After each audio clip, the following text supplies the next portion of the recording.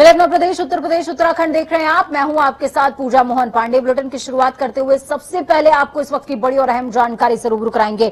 बड़ी खबर सामने आ रही है। यूपी विधानसभा उपाध्यक्ष बने नितिन अग्रवाल। सपा के बागी विधायक नितिन अग्रवाल बने हैं यूपी विधानसभा के उपाध्यक्ष। सपा के आधिकारिक प्रत्याशी नरेंद्र वर्मा हार गए हैं। बड़ी खबर अहम जानकारी इस वक्त की बड़ी खबर अहम जानकारी आपको दे रहे हैं।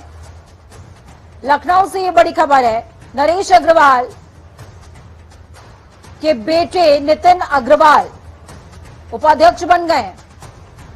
ये वही नितिन अग्रवाल हैं जो कि बीजेपी का समर्थन प्राप्त थे और इनके नामांकन के दौरान मुख्यमंत्री योगी आदित्यनाथ खुद पहुंचे थे विधानसभा, नामांकन दर्ज कराया था और उन्होंने कहा था कि हम तो नियमों का पालन कर रहे हैं। मैं श्री नितिन अग्रवाल जी को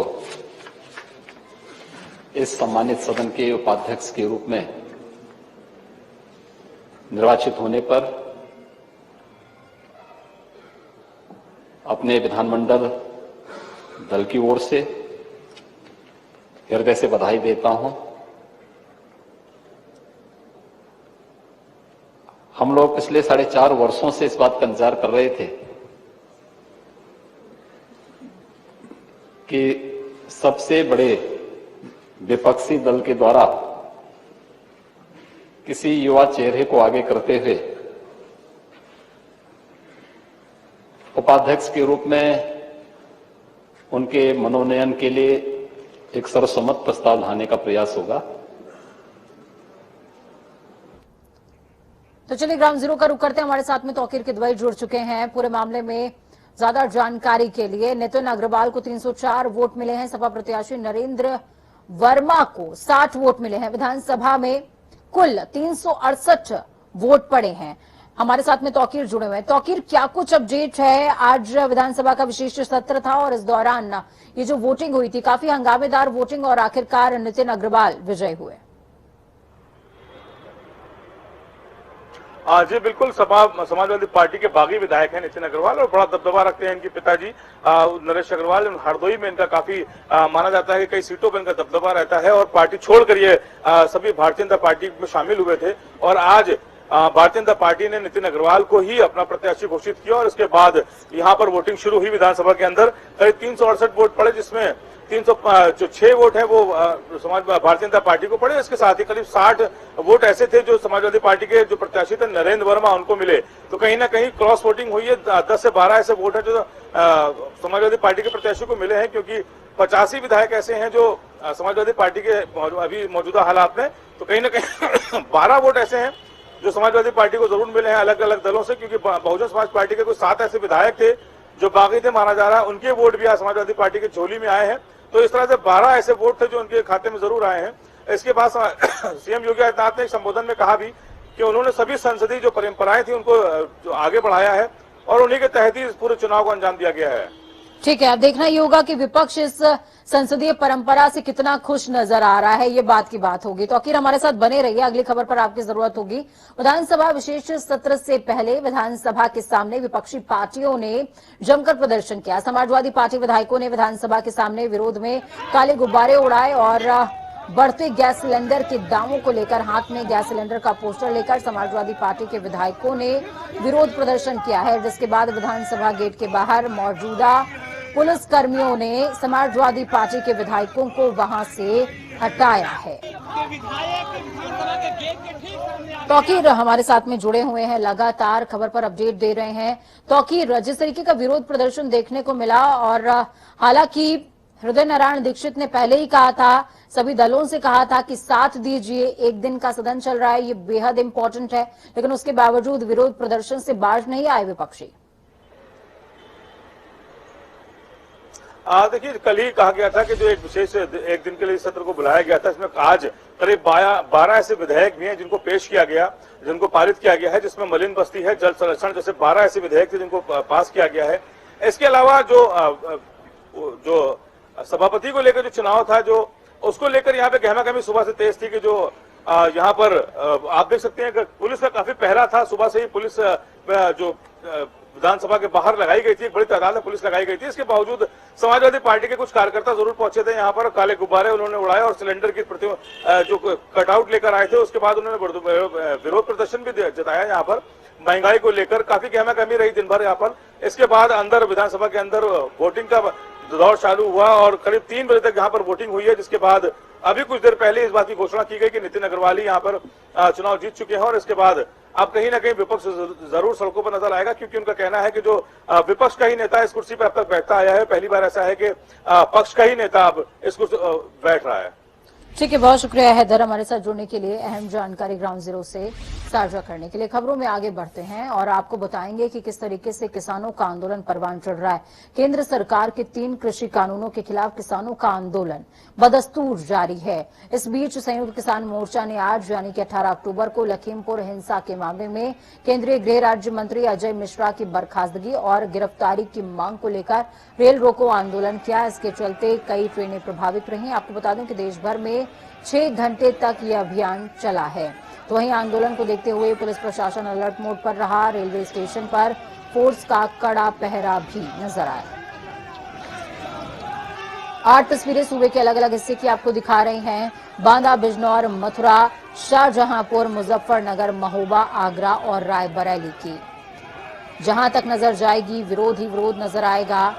हालांकि एडीजी प्रशांत कुमार ने पहले ही कहा था कि जो भी इस तरीके का विरोध प्रदर्शन करता नजर आएगा या रेल सेवा को बाधित करेगा, उसके ऊपर रासुका की कार्रवाई की जाएगी। रासुका यानी कि राष्ट्रीय सुरक्षा कानून। लखीमपुर खीरी में 3 अक्टूबर को हिंसक घटना हुई थी, जिसमें 4 किसानों समेत 9 लोगों की मौत हो गई। किसानों पर गाड़ी से कुचलने के आरोप में केंद्रीय मंत्री अजय मिश्रा के बेटे आशीष मिश्रा को जेल भेजा गया। लखीमपुर हिंसा को लेकर लगातार आरोपों से घिरे केंद्रीय गृह राज्य मंत्री अजय मिश्रा टेनी ने पुलिस पर बड़ा आरोप लगाया। टेनी ने कहा, पुलिस के सामने किसानों ने बीजेपी कार्यकर्ताओं को खींचकर मार डाला, लेकिन वो लोग उन्हें बचा नहीं पाए।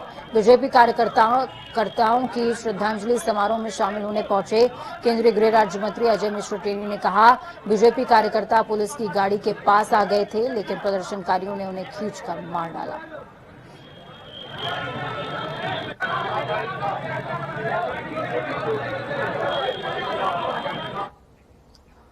तो वहीं देश में बढ़ती महंगाई को लेकर कांग्रेस मोदी सरकार पर लगातार निशाना साध रही है। कांग्रेस महासचिव प्रियंका गांधी वाड्रा ने तेल की बढ़ती कीमतों को लेकर केंद्र सरकार पर हमला बोला। प्रियंका गांधी ने ट्वीट करते हुए कहा कि भाजपा सरकार ने एनपीके खाद पर 275 रुपए और एनपी पर 70 रुपए बढ़ा दिए हैं। डीजल के दाम सरकार ने हर रोज बढ़ाकर 100 के पार पहुंचा दिया। भाजपा राज में महंगाई के बोझ तले दबे हैं मजदूर किसान, केवल मोदी मित्र हो रहे हैं धनवान।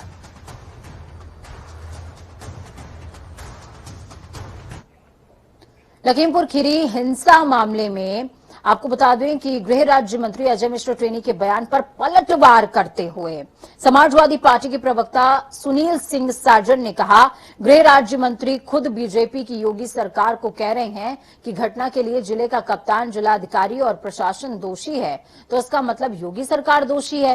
तो वहीं इस दौरान उन्होंने और क्या कुछ कहा है, सुनिए। देश के गृह राज्य मंत्री अजय मिश्रा टेनी, जिनका बेटा जेल में है किसानों को रौंदने पर, जिन पर खुद आरोप हैं, अब वो उत्तर प्रदेश सरकार पे आरोप लगा रहे हैं। योगी सरकार पर उन्होंने बड़ा सवाल खड़ा किया। उनका उस लखीमपुर की घटना में वहां का डीएम दोषी है, वहां का पुलिस का कप्तान दोषी है, प्रशासन दोषी है, इसका मतलब योगी सरकार दोषी है। तो जहां सवाल खुद सरकार पर उन्हीं की पार्टी के गृह राज्य मंत्री उठा रहे हों, तो समझिए उत्तर प्रदेश में क्या हो रहा है। किसानों को न्याय नहीं मिल रहा है, जंगल राज कायम है। प्रदेश में चुनावी सरगर्मियां तेज हो गई हैं। समाजवादी पार्टी प्रदेश अध्यक्ष नरेश उत्तम का बयान सामने आया, जिसमें उन्होंने कहा कि सपा ही ऐसी पार्टी है जो बीजेपी को सत्ता से उखाड़ फेंकेगी। तो वहीं इस दौरान प्रदेश अध्यक्ष ने बीजेपी पर हमला करते हुए और क्या कुछ कहा है, सुनिए। से भारतीय जनता पार्टी सिर्फ झूठ पर विश्वास करती है। हर बात में झूठ, हर बात में झूठ। समाजवादी पार्टी सदन के अंदर सबसे बड़ा दल है। और विपक्ष के नेता माननीय राम गोविंद चौधरी साहब हैं। माननीय राम गोविंद चौधरी जी ने अपने वक्तव्य में जिस समय सदन स्टार्ट हुआ आज, उस समय ये बात रखी अध्यक्ष विधानसभा से और मुख्यमंत्री से कि ये परंपराओं को आप नहीं मान रहे हैं, ये गलत परंपरा पड़ी रही है। विपक्ष को ये पद होता है, सदैव विपक्ष को मिला है, लेकिन आप भारतीय जनता पार्टी को आप उसमें भी विपक्ष के रोल में भी बैठाना चाहते हैं। शाहजहांपुर में दिन दहाड़े कचहरी की तीसरी मंजिल पर एसीजेएम ऑफिस में अधिवक्ता की हत्या का मामला सामने आया, जिससे सनसनी फैल गई है। जिसके बाद मौके पर पहुंची पुलिस ने शव को कब्जे में लिया, आरोपी की तलाश शुरू कर दी। जानकारी के हिसाब से आज करीबन 11:45 पर कचहरी की तीसरी मंजिल पर एसीजेएम ऑफिस में अधिवक्ता भूपेंद्र सिंह की कुछ अज्ञात बदमाशों ने गोली मारकर हत्या कर दी। गोली मारने वाला मौके पर तमंचा छोड़कर आराम से वहां से फरार हो गया। वहीं बताया जा रहा है कि वारदात के वक्त ऑफिस में कोई भी मौजूद नहीं था और सूचना मिलते ही एसपी एस आनंद, डीएम इंद्र विक्रम सिंह मौके पर पहुंचे और सीसीटीवी फुटेज तलाशना शुरू कर दिया। इस पूरी घटना के बाद तमंचे के साथ किसी व्यक्ति के कचहरी के अंदर घुसने से सुरक्षा व्यवस्था पर बड़ा सवाल खड़ा हुआ है। ये सेकंड फ्लोर पे एसीजेएम फर्स्ट का कार्यालय है, चेंबर नहीं कार्यालय है, जहाँ पे और भी एसीजेएम के लगे हुए हैं। उसी में एक बाबू के सामने बताया जा रहा खड़े थे और कुछ फाइल के बारे में कुछ जानकारी चाह रहे थे। उसी दौरान बाबू ने कहा कि गोली की आवाज़ सुनी और गिर पड़े। उन्हीं के पास में 315 बोर का कट्टा भी मिला है और वहाँ आसपास और भी इनके खड़े होना नहीं बताया गया बाबू द्वारा। अभी उनसे हालांकि तफसील से पूछताछ भी होगी क्या घटना थी, कहाँ हुआ, लेकिन अभी तक की जो बातें आई हैं उससे ऐसा लगता है कि ये अकेले वहाँ खड़े थे, उनके आसपास कोई था नहीं। तो वहीं वकील हत्या मामले पर बसपा सुप्रीमो मायावती ने ट्वीट करते हुए कहा कि यूपी के जिला शाहजहांपुर के कोर्ट परिसर में वकील की आज दिन दहाड़े हत्या हुई है।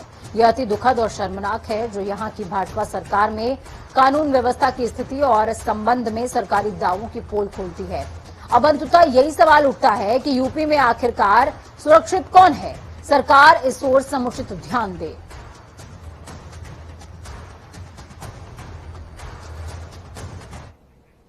तो वहीं अखिलेश यादव ने इस पूरे मामले पर ट्वीट करते हुए कहा कि शाहजहांपुर में कोर्ट में ही एक वकील की सरेआम हत्या ने एनकाउंटर सरकार के झूठे प्रचार का सच जनता के सामने लाकर रख दिया। भाजपा सरकार में Uttar Pradesh ease of doing crime में नंबर 1 हो गया है।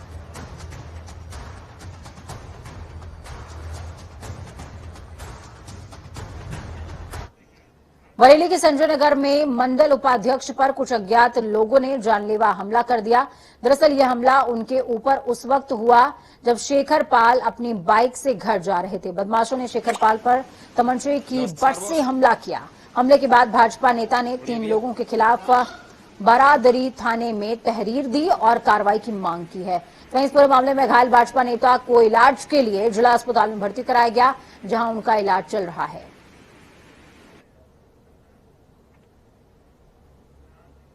उत्तर प्रदेश के जनपद फिरोजाबाद में एसएसपी अशोक कुमार शुक्ला ने बड़ी कार्रवाई करते हुए अपने ही विभाग के एक दरोगा और 3 पुलिसकर्मियों को जेल भेजकर मिसाल कायम की। दरोगा और पुलिसकर्मियों पर आरोप है कि इन सभी ने चोरी की रकम बांटी, जो कि ई रिक्शा से 1 लाख की चोरी का मामला था।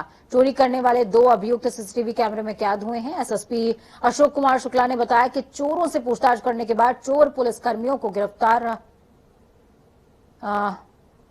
पुलिसकर्मियों ने गिरफ्तार कर लिया है, जिनके पास से 96,000 रुपए की नकदी बरामद की गई है। पकड़े गए पुलिस कर्मियों को निलंबित भी कर दिया गया है। उनके खिलाफ मुकदमा दर्ज करके हुए उन्हें जेल भेज दिया गया। सिरसागंज में यशाई सुनील चंद, उनके दो साथी जो सिपाही थे और ड्राइवर, उन लोगों ने हमको रोका, हमारी बाइक को रोका, मुझे मेरी तलाशी ली, पैसे मिले। मुझसे पूछे पैसे कैसे हैं, तो मैंने उनको झूठ बोल दिया कि पैसे मैं कहीं पड़े मिल गए थे। तो पैसा हमारा उन्होंने ले लिया और हमको 1 लाख रुपए ले लिया। 4,000 रुपए हमको उन्होंने दिया तेल के लिए, खर्चे के लिए, और हमारी गाड़ी को, हमारी मोटरसाइकिल को अपनी जीप पीछे चलाते हुए मुझको सिकोहाबाद पार करा दिए, सुरक्षित हमको बाहर निकाल दिए। ये सुन के बहुत तकलीफ हुई। मैंने टीम भेजी दरोगा जी के पास, मैंने कहा रिकवरी करो, इनसे पूछताछ करो। तो उन्होंने स्वीकार भी कर लिया दबी जुबान से और उनके यहाँ रिकवरी हो गई पूरे पैसे की, पूरे 96,000 रुपए उनसे रिकवर हो गए, जिस पर उनको गिरफ्तार किया गया। दोनों आरक्षियों को गिरफ्तार किया गया। विकास पुरुष के नाम से मशहूर उत्तर प्रदेश और उत्तराखंड के पूर्व मुख्यमंत्री स्वर्गीय नारायण दत्त तिवारी की जयंती और पुण्यतिथि के मौके पर आज स्मृति यात्रा का आयोजन किया गया।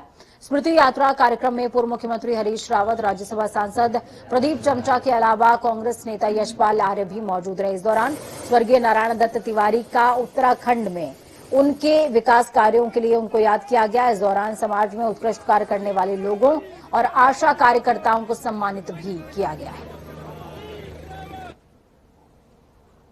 नारायण दत्त तिवारी जी का जन्मदिन भी है और निर्वाण दिवस भी है। हम सब उनको नमन करते हैं और उनको विनम्र श्रद्धांजलि अर्पित करना चाह रहे हैं।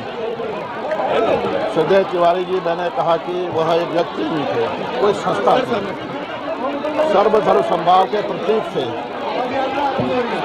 और उत्तराखंड के विकास में, देश के विकास में उनका बहुत बड़ा योगदान रहा है। उन्होंने विकास को परिभाषित करने का काम किया और मेरे तो राजनीतिक गुरु थे। मुझे उनके राजनीतिक जीवन की शुरुआत मैंने उनके सानिध्य में, उनके शहर में की और निश्चित रूप से मैंने कहा है कि उनका जाना मेरे लिए व्यक्तिगत बहुत बड़ी क्षति है। ये एक विलक्षण संयोग है कि नारायण दत्त तिवारी जी जो अपने आप में एक महापुरुष हैं, उनका जन्मदिन और उनका निर्वाण दिन, मतलब उनके देहावसान का दिन भी एक ही।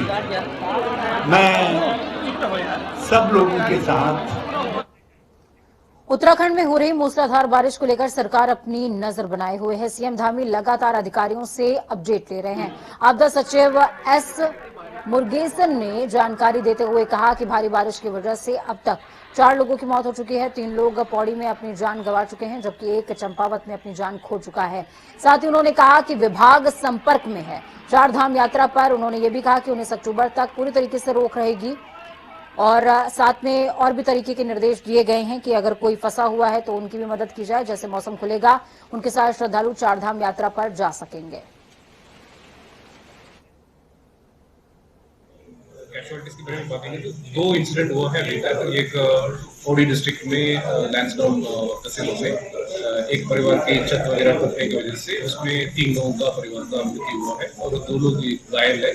उन लोगों का प्राथमिक उपचार के बाद उनका कोटद्वार अस्पताल में रेफर हो गया है। और इसके अलावा चंपावत में भी एक हाउस डैमेज होने की वजह से एक महिला का मृत्यु हुआ है और एक बच्चे अभी भी ट्रैप करके उसका रेस्क्यू चल रहा है। चलिए, ग्राउंड जीरो से धनंजय हमारे साथ फोन लाइन पर जुड़ चुके हैं। धनंजय, क्या कुछ अपडेट है? जो तस्वीरें हम देख पा रहे हैं वो तस्वीरें भयावह हैं और अलर्ट हालांकि जारी कर दिया गया है, स्कूलों को बंद किया गया है और लोगों से सतर्क रहने के लिए भी कहा जा रहा है। निश्चित तौर पर देखिए, जिस तरीके से उत्तराखंड में लगातार पिछले 24 घंटे से बारिश हो रही है और मौसम विभाग की बात करें, मौसम विभाग ने अगले 48 यानी कि कल दोपहर 12 बजे तक का टाइम दिया था। और मुख्यमंत्री धामी की बात करें, मुख्यमंत्री आज जो आपदा प्रबंधन विभाग में पहुंचे, सचिवालय पहुंचे, उन्होंने वहां पर जायजा लिया है। और जो उत्तराखंड के जो आपदा सचिव है एस.के. मुरुगन, वो वहां पर थे। तमाम जो अमला है, एसडीआरएफ है, एनडीआरएफ है, तमाम अपनी नजरें बना रहे। मुख्यमंत्री खासकर वहां पर पहुंचे। मुख्यमंत्री ने कहा है कि जो भी उत्तराखंड जा रहे हैं, खासकर चारधाम यात्रा में जो जा रहे हैं, तो सभी से मुख्यमंत्री ठीक है। धनंजय, मैं आपसे ये समझना चाहूंगी और मेरे ख्याल में तमाम दर्शक भी ये जानना चाहेंगे कि चारधाम यात्रा के लिए बीच में ऐसा भी होगा कि कुछ यात्री बीच में फंसे होंगे, उनकी सुरक्षा के लिए क्या कुछ इंतजाम किए गए हैं? और साथ में जो तटीय क्षेत्र हैं और पहाड़ी क्षेत्र हैं, वहां पर लैंडस्लाइड तरीके की घटनाएं भी देखने को मिलती हैं बारिश के दिनों में, तो इसके लिए किस तरीके के प्रयोजन किए गए हैं? देखिए, निश्चित रूप में जो तमाम जो चमोली के डीएम है या उत्तरकाशी की बात करें, क्योंकि 3 पड़ाव वहां पर पड़ते हैं, तीनों पड़ाव के जो डीएम है, खासकर चमोली की बात करें, क्योंकि चमोली के बाद जो यात्रा है वो शुरू हो जाती है, तो चमोली के जो डीएम है उनको मुख्यमंत्री ने साफ तौर पर कहा है कि जो वहां पर गए हैं श्रद्धालु, उनकी जो रख रखाव है उनको कोई दिक्कतों का सामना ना हो करना पड़े, उनको कोई समस्या वहां पर ना हो। तो ये कह सकते हैं कि मुख्यमंत्री लगातार अपने नजरे पर बनाए हुए हैं। मुख्यमंत्री ने आदेश भी जारी कर दिए। आज दोपहर में सचिवालय में आदेश जारी किए कि जो चारधाम यात्रा पर जा रहे हैं श्रद्धालु, जो वहाँ के डीएम है, जो वहाँ के जो जिला प्रशासन है, वो वहाँ पर अपनी जो है नजरें इनायत करें कि जो लोग हैं उनको श्रद्धालुओं को दिक्कतों का सामना वहाँ पर ना करना पड़े। इन तमाम चीजों को लेकर मुख्यमंत्री ने एक आज बैठक भी की है और उसके बाद मुख्यमंत्री जो औसत निरीक्षण पर जो है सचिवालय है तो वहाँ पर मुख्यमंत्री ठीक है। बहुत शुक्रिया धनंजय, हमारे साथ जुड़ने के लिए, हम जानकारी साझा करने के लिए। मुख्यमंत्री तो निरीक्षण कर रहे हैं, लेकिन जो मेन काम है वो अमले का है। अमले को ये जरूरी है कि वो जनता के बीच में बेहतर कांटेक्ट बनाए रखे। तो इस बीच वक्त यहाँ पर छोटे से ब्रेक का है। ब्रेक के उस पार खबरों का सफर लगातार जारी रहेगा। बने रहिए जनता टीवी के साथ, क्योंकि हमें आपकी ताकत, अपना और अपनों का बहुत ज्यादा ख्याल रखिए। नमस्कार।